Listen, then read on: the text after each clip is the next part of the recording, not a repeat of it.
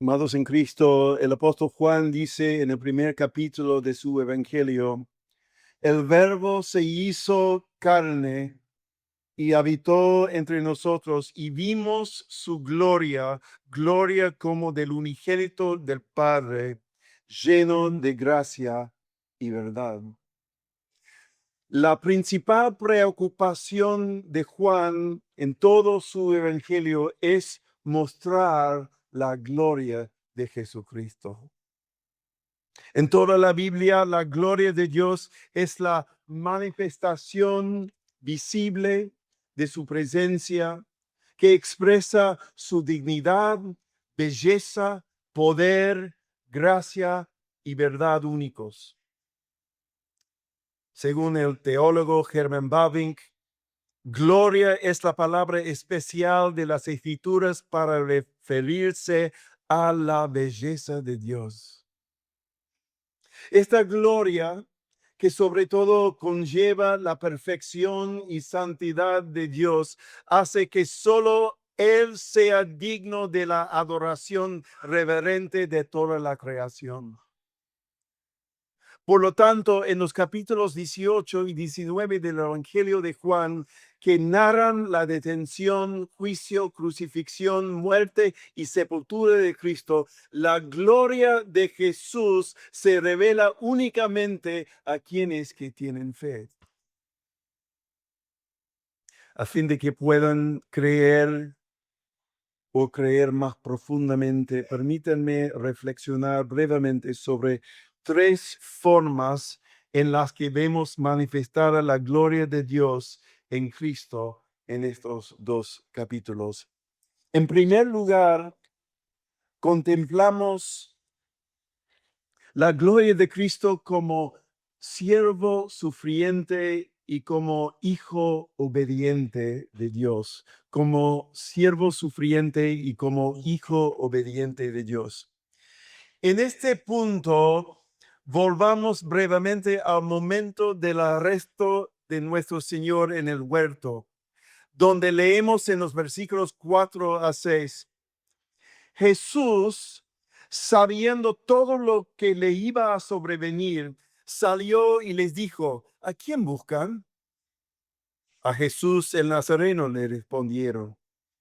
Él les dijo, yo soy. Y Judas, el que lo entregaba, estaba con ellos. Y cuando él les dijo, yo soy, retrocedieron y cayeron a tierra. Amados, comprendan lo que está sucediendo aquí. Si cualquier otro hombre hubiera dicho yo soy, no habría pasado nada extraordinario. Pero es el Hijo de Dios quien pronuncia el nombre divino de Dios, yo soy. Y aquellos que vinieron a arrastrarlo, incluso Judas, todos retroceden y caen al suelo.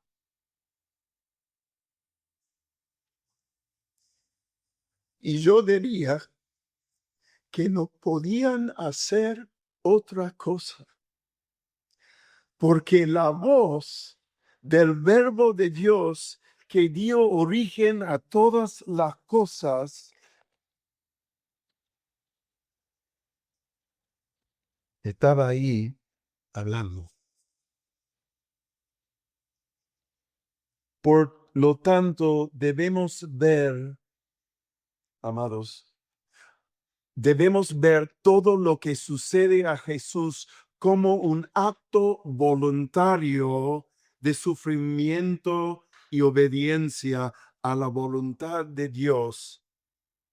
Isaías dice, fue despreciado y desechado de los hombres, varón de dolores y experimentado en aflicción, y como uno de quien los hombres esconden el rostro, fue despreciado y no lo estimamos. Ciertamente Él llevó nuestras enfermedades y cargó con nuestros dolores. Con todo nosotros lo tuvimos por azotado, por herido de Dios y afligido. ¿Lo ves, amados? A este hombre de dolores, atado y llevado para ser juzgado por los hombres. Oyen como su valiente discípulo Pedro lo niega, no solo una vez, sino 3 veces. ¿Para quién canta el gallo? ¿Solo para Pedro? ¿O también para ti y para mí? Entonces Pilato tomó a Jesús y lo azotó. Y los soldados tejieron una corona de espinas, la pusieron sobre su cabeza y lo vistieron con un manto de púrpura. Y acercándose a Jesús le decían: Salve, Rey de los judíos. Y le daban bofetadas. Pilato salió otra vez y le dijo: Miren, lo traigo fuera para que sepan que no encuentro ningún delito en él. Y cuando Jesús salió fuera, llevaba la corona de espinas y el manto de púrpura. Y Pilato le dijo: Aquí está el hombre.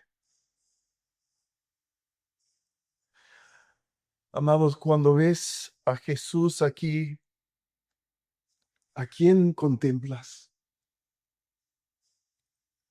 Vestido como estaba, con una corona de espinas y manto púrpura. ¿Tienes ojos para ver al Señor de la gloria y creer? Jesús le dijo a Pedro: la copa que el Padre me ha dado, ¿acaso no he de beberla? Contemplan al hombre y contemplan la multitud gritando: crucifícalo, crucifícalo. ¿Lo ven allí de pie?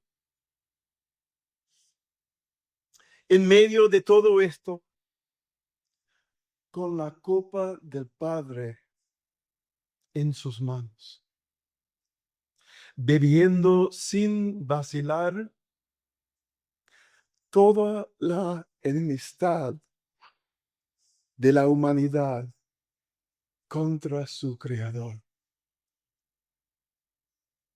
Juan dice: Isaías dijo estas cosas porque vio su gloria y habló de él.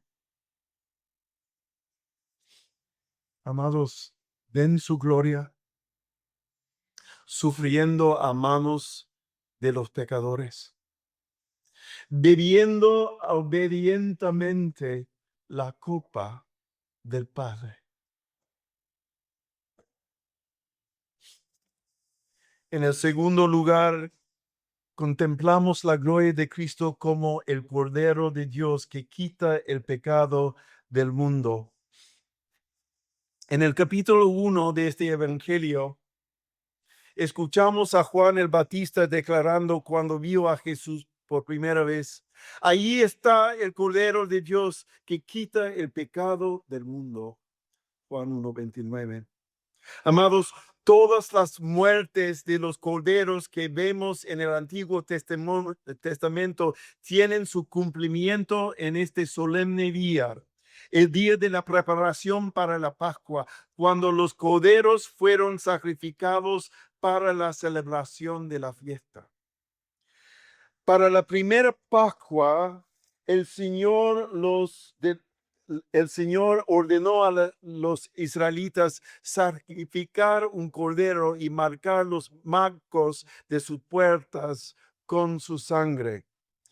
Y esta sangre sirvió como una señal para que el ángel destructor pasara por alto esas casas, perdonando así a los primogénitos varones israelitas del juicio ejecutado contra los egipcios y sus dioses.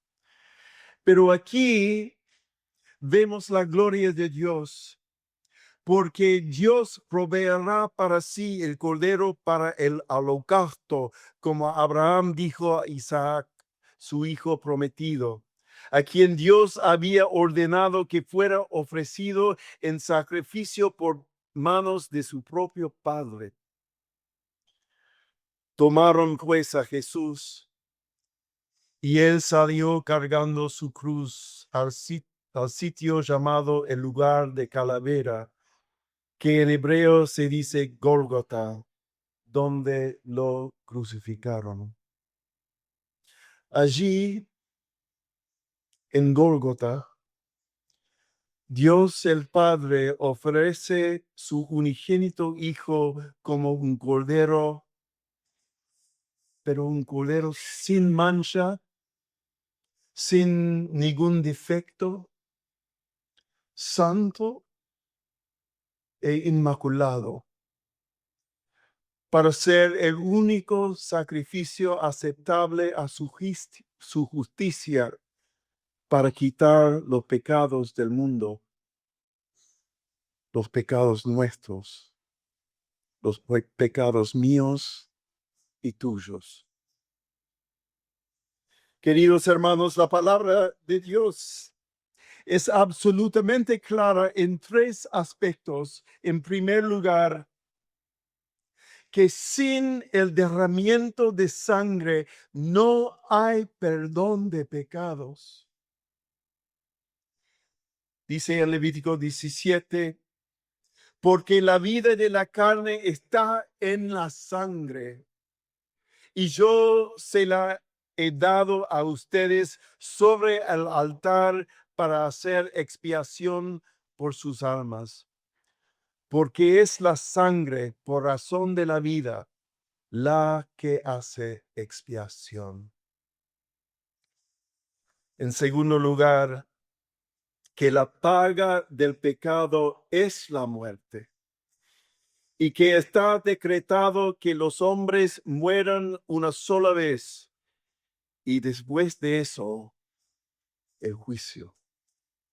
Hebreos 9:27. Y por último, en tercer lugar, solo hay un cordero pascual ofrecido por Dios que manifiesta su amor perfecto hacia aquellos que se encuentran bajo el juicio inevitable y la condenación eterna. Porque de tal manera amó Dios al mundo que dio a su Hijo unigénito para que todo aquel que cree en él no se pierda, sino que tenga vida eterna. No hay otro cordero ni otro nombre dado bajo el cielo por el cual podamos ser salvos. Y Dios no dará su gloria a ningún otro.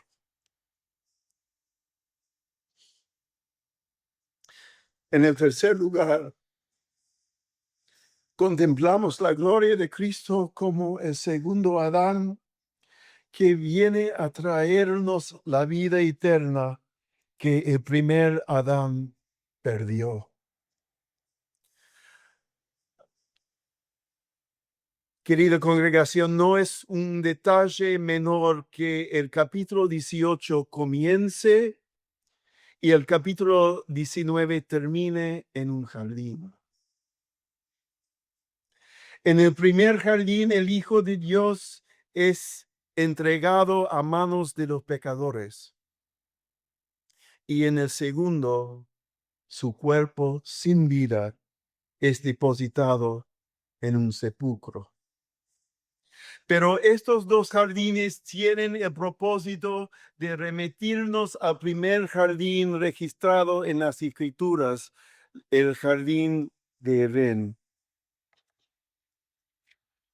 Así que leemos en Génesis 2:15, el Señor Dios tomó al hombre y lo puso en el huerto de Edén para que lo cultivara y cuidara. Y más tarde, del propio cuerpo de este primer hombre, Adán, Dios crearía a la primera mujer, Eva, que iba a ser una ayuda idónea para su esposo Adán. Y en este jardín del paraíso de Edén, el Señor Dios también plantó dos árboles especiales, además de todos los demás que allí había y que daban fruto para que Adán y Eva comieran. Dice en Génesis 2:9, asimismo, en medio del huerto hizo brotar el árbol de la vida y el árbol del conocimiento del bien y del mal. El árbol de la vida era el árbol de la promesa, mientras que el otro era el árbol de la prueba, es decir, de su obediencia al único mandamiento de Dios, que es en Génesis 2:17, de todo árbol del huerto podrás comer, pero del árbol del conocimiento del bien y del mal no comerás, porque el día que de él comas, ciertamente morirás. Y en el capítulo 3 de Génesis, otra criatura, una serpiente, entra en el jardín con un solo propósito: desacreditar la verdad de la palabra de Dios, poner en duda su bondad y su gloria, y hacer que Adán pierda su derecho al árbol de la vida al tomar y comer del árbol del conocimiento del bien y del mal. Y el hombre y su mujer, como sabemos, hicieron caso a la voz de la serpiente en lugar de la palabra que Dios había pronunciado.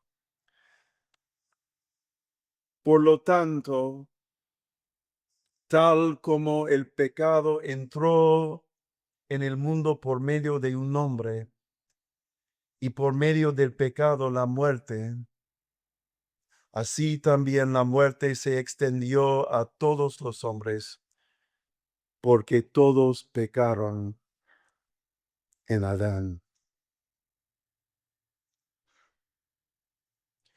Pero amados, den en el Gólgota otro árbol, un árbol maldito, una cruz de madera, donde aquellos que son clavados en ella están condenados a morir de una muerte maldita y vergonzosa. La ley de Dios dice: maldito todo aquel que cuelga de un madero. ¿Y a quién ves allí colgado entre otros dos moribundos, condenados a sufrir la misma muerte maldita? 3 veces el gobernador romano Pilato dijo a los acusadores de Jesús y a la multitud que clamaba por su muerte: no encuentro ningún delito en él. 3 veces. Pero al final Pilato lo entregó a ellos para que fuera crucificado.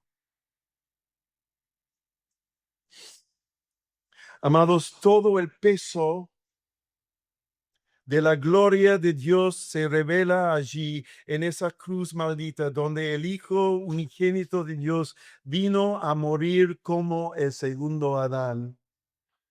La restauración de la humanidad a Dios, la recuperación del paraíso y la libre concesión del derecho de comer del árbol de la vida no eran posibles salvo que Dios mismo viniera a su creación caída como un verdadero hombre para obedecer la ley que el primer Adán había rechazado y de la que se había desviado para seguir su propio camino.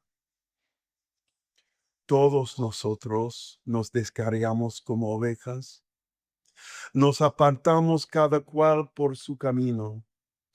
Pero el Señor hizo que cayera sobre él la iniquidad de todos nosotros. Por tanto, solo hay uno que tiene el derecho de decir ante Dios, ante los hombres condenados a morir y ante los ángeles que se preguntan, consumado es. Consumado es. Como último Adán, Jesús se hizo obediente hasta la muerte, incluso la muerte en una cruz.